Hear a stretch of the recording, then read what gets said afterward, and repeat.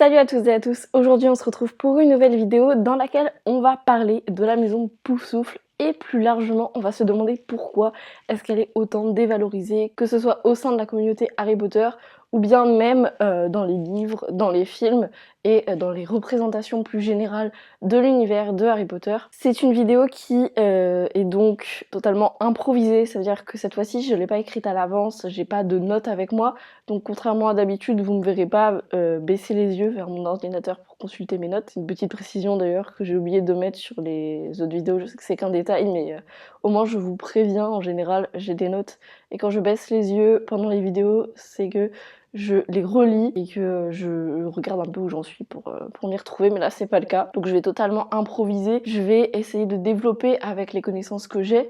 Donc la vidéo sera pas parfaite, c'est pas une vidéo non plus hyper travaillée. Je vais essayer de faire en sorte de vous expliquer pourquoi est-ce que la maison Poufsouffle est aussi mal vue dans la communauté Harry Potter avec les connaissances et expériences que j'ai, puisque effectivement je suis Poufsouffle, je représente fièrement cette maison et je suis très heureuse d'en faire partie, mais en général c'est pas le cas de tout le monde et je vais essayer d'expliquer tout ça. Donc tout d'abord, ce qu'il faut savoir c'est que Poudlard compte 4 maisons.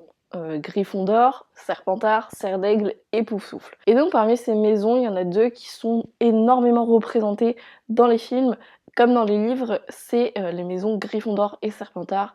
En effet, le héros donc de la saga Harry Potter est envoyé à Gryffondor dès sa première année et la plupart de ses amis y sont également.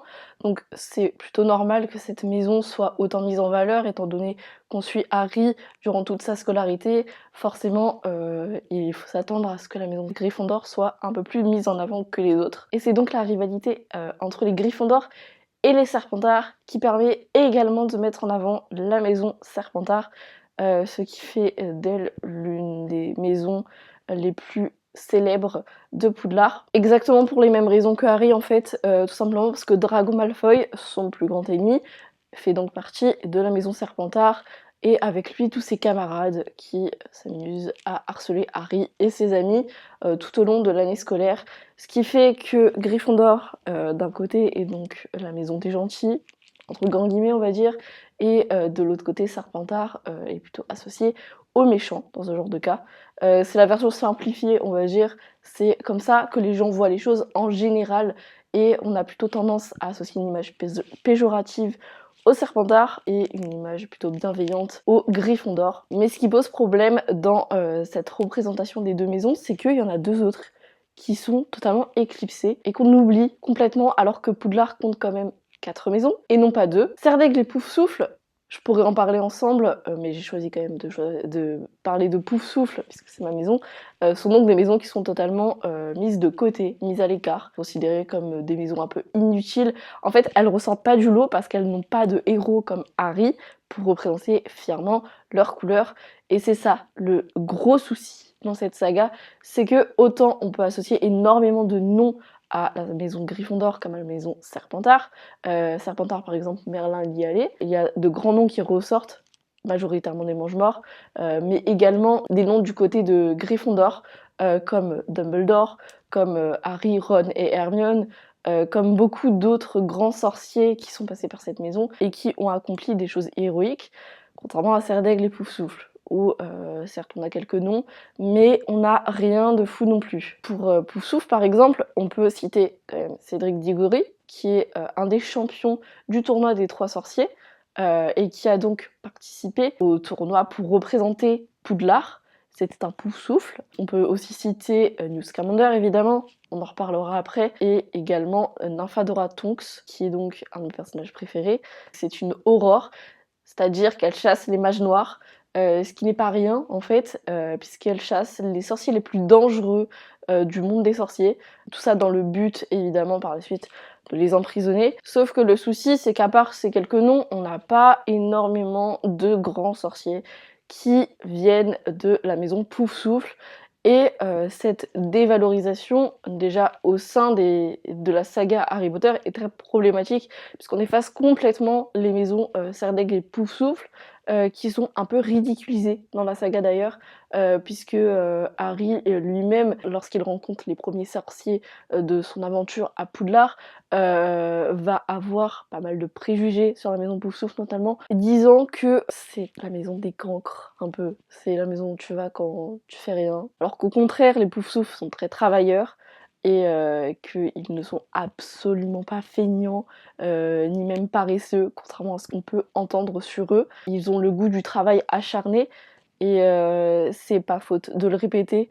Il me semble que le Chapeau Magique chante une chanson justement pour faire un peu l'éloge de la maison Poufsouffle en ce sens, mais c'est pas ça qui sera retenu évidemment par la majorité des lecteurs des livres, puisque la maison Poufsouffle n'est pas tant mise en avant que ça, à part dans le 4e tome.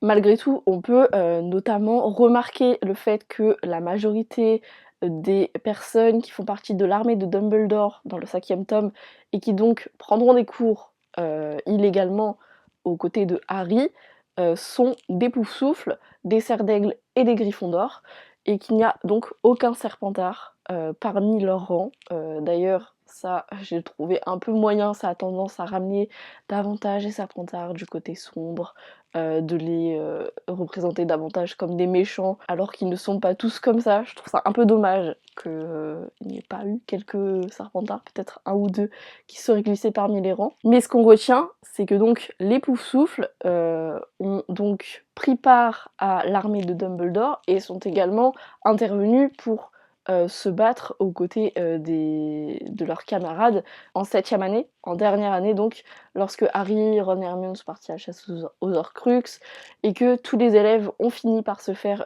chasser de l'école et ont trouvé refuge dans la salle sur demande parce qu'ils se sont tous rebellés pendant l'année.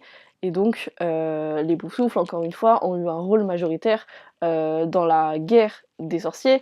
Ils y ont participé évidemment. Ce sont les premiers, avec les Gryffondors et les Cerfs-d'Aigle, à s'être alliés aux professeurs à l'Ordre du Phénix pour se battre, pour défendre Poudlard. Je trouve ça quand même important de le noter, mais encore une fois, on a donc cette information qui nous est donnée, mais ça ne permet pas de remettre en valeur les Poufsouffles, parce qu'ils ont été pendant trop longtemps délaissés, et surtout parce que il n'y a pas de grand nom qui ressort de leur rang, et que les gens ont tendance à voir leur maison à travers les qualités qu'on cite pour les Poufsouffles, et qui sont pas de l'ordre du courage comme les Gryffondors, ni même de la ruse comme les Serpentards. Ce sont des qualités un peu plus basiques, on va dire, la loyauté, la gentillesse, le fair-play. Ce sont des traits de personnalité qu'on retrouve quasiment chez tout le monde, ça permet pas de les démarquer vraiment. On va dire qu'on est tous un Poufsouffle au fond de nous.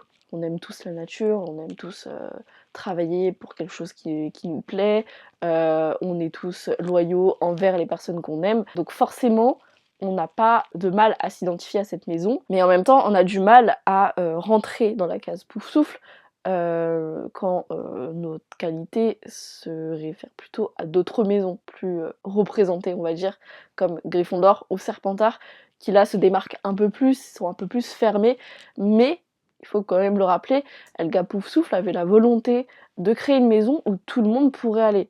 Donc c'est pour ça que les qualités les plus basiques, on va dire, d'un être humain sont associées à Poufsouffle. C'est parce que Helga Poufsouffle voulait vraiment que tout le monde puisse entrer dans cette maison, et donc elle a fait en sorte de créer une maison où tout le monde puisse se retrouver. On peut associer ces qualités à Harry, à Ron, à Hermione, qui sont tous les deux loyaux, qui bossent très dur, notamment Hermione, et puis qui sont foncièrement gentils. Et donc c'est en ça que c'est assez difficile pour les gens de ne pas dévaloriser la maison, ou du moins de la mettre davantage en avant. Mais avec l'arrivée des animaux fantastiques, on a eu le droit à un nouveau dynamisme autour de la maison de Poufsouffle, puisque son héros, Newt Scamander, appartient à cette maison et que c'est lui le personnage principal de la saga, donc pour l'instant qui se découpe en 3 films et qui représente donc les couleurs jaune et noir. Et ça, j'en suis très fière. Newt, c'est clairement un de mes personnages préférés de l'univers d'Harry Potter, et je suis très fière qu'il représente les couleurs de ma maison. Et forcément, comme tout Poufsouffle, il a ses qualités donc qui sont associées à sa maison et que certains jugent comme trop basiques pour un héros. puisqu'en effet il est très maladroit, il est très sensible, très réservé. C'est un personnage qui est assez particulier et qui en même temps est extrêmement attachant. Son amour pour les animaux est absolument incroyable. Il est ce qu'il y a de plus loyal qui existe et c'est vraiment un personnage très atypique, certes pour un héros, mais qui représente à la perfection la maison Poufsouffle. Et puis surtout, c'est la preuve qu'un Poufsouffle est aussi courageux qu'un Gryffondor et aussi rusé qu'un Serpentard. On n'a pas besoin de venir d'une des principales maisons de Poudlard, entre grands guillemets évidemment, pour accomplir des exploits comme l'a fait Newt. Et pourtant, rien ne le prédestinait à devenir aussi important. Il a des qualités qui ne sont pas négligeables et qui sont tout aussi nécessaires pour accomplir des missions importantes que le courage des Gryffondors, par exemple. Mais le souci qui s'est posé avec ce héros, comme je vous le disais, c'est qu'il a beaucoup été critiqué justement pour sa personnalité très simple, alors que au contraire, je trouve ça plutôt original de créer un héros qui n'est pas comme les autres, évidemment, parce que c'est le cas pour Newt, et puis surtout qui ne véhicule pas des valeurs clichés, on va dire, sur les héros. C'est pas celui qui se démarque des autres, c'est pas celui non plus qui nous paraît le plus courageux, alors que pourtant, quand on regarde son évolution au sein de la saga, malgré sa maladresse, il réussit tout aussi bien que les autres. Alors que si on regarde plus généralement la saga, on se rend compte qu'en fait, il arrive à recréer les mêmes exploits qu'aurait réalisé Harry, Ron ou Hermione à sa place. En dépit du fait que ce soit un Poufsouffle, il arrive parfaitement à arriver au bout de ses missions et il accomplit le même genre d'exploit qu'eux. Donc tout ça pour dire qu'il n'y a pas besoin d'être dans une maison plus représentée que les autres pour réussir ce genre de choses. Et Newt nous le prouve à la perfection. Le souci, c'est la façon dont il a été reçu par le public, évidemment, et puis surtout la façon dont les gens perçoivent les Poufsouffles malgré tout. Malgré le fait que Newt ait réussi à mettre un peu plus en avant cette maison depuis la sortie des Animaux Fantastiques, les gens dans la communauté Harry Potter notamment, et même plus largement en dehors de ça, ont tendance à associer les Poufsouffles à quelque chose de négatif. Quand on vous dit que vous êtes à Poufsouffle, en général, la seule chose que vous trouvez à dire, c'est « Ah non, la maison la plus nulle de Poudlard ». Sauf que quand on y regarde de plus près, non, c'est pas la maison la plus nulle de Poudlard, tout comme Serdaigle ne l'est pas, tout comme Serpentard ne sont pas des méchants, ce sont des préjugés, des clichés qui ont été véhiculés tout au long de la saga Harry Potter, depuis l'écriture des livres jusqu'au film, et même encore maintenant, et ce sont des clichés qui restent parce que les Poufsouffles sont considérés comme la maison avec le moins de valeurs intéressantes. On n'est pas chez les courageux de Gryffondor, donc forcément on trouve ça un peu décevant. On pourrait aussi se référer de la même façon à Serdaigle, à la même problématique que les Poufsouffles. Je trouve ça moins violent chez les Serdaigle que chez les Poufsouffles. Vraiment, les Poufsouffles, on est complètement rétrogradés, on est considérés comme des moins que rien, on est considérés comme la maison qui fout rien, comme les plus nuls de Poudlard. Donc c'est pour ça que ça avait un peu plus de sens pour moi de parler davantage des Poufsouffles, et surtout c'est pour ça que je trouve ça extrêmement violent de la part des fans d'Harry Potter, parce qu'il y en a certains parmi la communauté Harry Potter qui rejettent complètement la maison Poufsouffle, comme au sein des gens qui connaissent Harry Potter, qui en ont entendu parler. C'est pour vous dire l'impact quand même. Cette maison, pourtant on n'en parle pas énormément dans les films, je suis d'accord, mais on les considère quand même comme les plus nuls, alors qu'on n'en parle pas tant que ça, et qu'on les dévalorise pas tant que ça dans les films. Je trouve ça plus flagrant dans les livres, personnellement, que dans les films. Donc c'est pour vous dire l'impact que ça a eu. Et oui, c'est vraiment problématique, parce que ça reste une maison comme une autre. Poufsouffle a autant de belles valeurs que les autres maisons, et donc c'est un peu injuste de les rejeter de cette façon. Mais encore une fois, le temps a fait que les gens, à force d'en entendre parler, sûrement à droite à gauche, ils ont fait donc de Poufsouffle la seule maison de Poudlard un peu inintéressante qu'on laisse de côté. Et encore une fois, problématique autour de ça, c'est surtout la simplicité, on va dire, des qualités de Poufsouffle. Les gens ne connaissent pas les véritables qualités de Poufsouffle, sont en général incapables de vraiment les citer. Ils sont juste vus tout simplement comme le cliché des élèves qui foutent rien, et puis c'est tout. s'arrête là.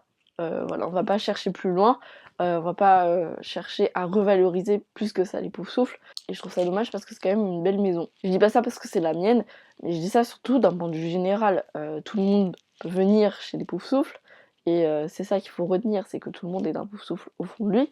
Et je trouve ça dommage de renforcer ces clichés en fait en continuant, même encore aujourd'hui, de considérer la maison Poufsouffle comme une maison inutile au sein de Poudlard, alors qu'elles ont toutes leur utilité, sinon elles n'existeraient pas. Pour moi, c'est clairement la plus belle maison de Poudlard. Bon, là-dessus, j'avoue, je suis pas très objective, mais je la trouve absolument incroyable, puisqu'elle a des valeurs qu'on devrait tous respecter, et surtout, elle est très ouverte, très tolérante, tout le monde peut venir comme je vous le disais, donc voilà, à partir du moment où tout le monde peut plus ou moins s'identifier à cette maison, je considère que c'est donc une des plus belles. Et puis ce qui est dommage, c'est que contrairement au fait qu'elle soit très ouverte et très tolérante avec tout le monde, les gens ont tendance à totalement la renier et à être très fermés d'esprit vis-à-vis de cette maison, alors que si on prenait le temps de s'y intéresser, on se rendrait compte que Poufsouffle est aussi utile que Gryffondor ou que Serpentard ou que Serdaigle d'ailleurs. Donc voilà, j'espère que la vidéo vous a plu. Moi j'ai beaucoup aimé vous parler un peu de ma maison et de mon ressenti vis-à-vis de cette maison et de sa représentation au sein de la communauté. J'espère que vous aurez ainsi un peu mieux compris l'esprit de Poufsouffle et que surtout si vous aviez des préjugés sur cette maison avant la vidéo, ce n'est plus le cas maintenant. N'hésitez pas à m'écrire dans les commentaires pour me dire quelle est votre maison à Poudlard, et puis surtout pour raconter un peu votre expérience autour de cette maison. Donc voilà, moi je vous retrouve bientôt pour une prochaine vidéo, et je vous préviens, cette fois-ci ce sera une vidéo avec ma sœur qui a été donc tournée avec le même type de son qu'avant, c'est-à-dire que bah, on n'a pas de micro forcément vu que j'en ai qu'un seul, et je tenais à vous prévenir par rapport à ça. La qualité du son ne sera donc pas la même, donc ne vous en étonnez pas, et j'espère donc que la vidéo vous plaira. J'essaie de vous la sortir au plus vite, je pense qu'elle sortira un peu plus rapidement que d'habitude, donc soyez au rendez-vous, et moi je vous embrasse donc tous très fort. Salut!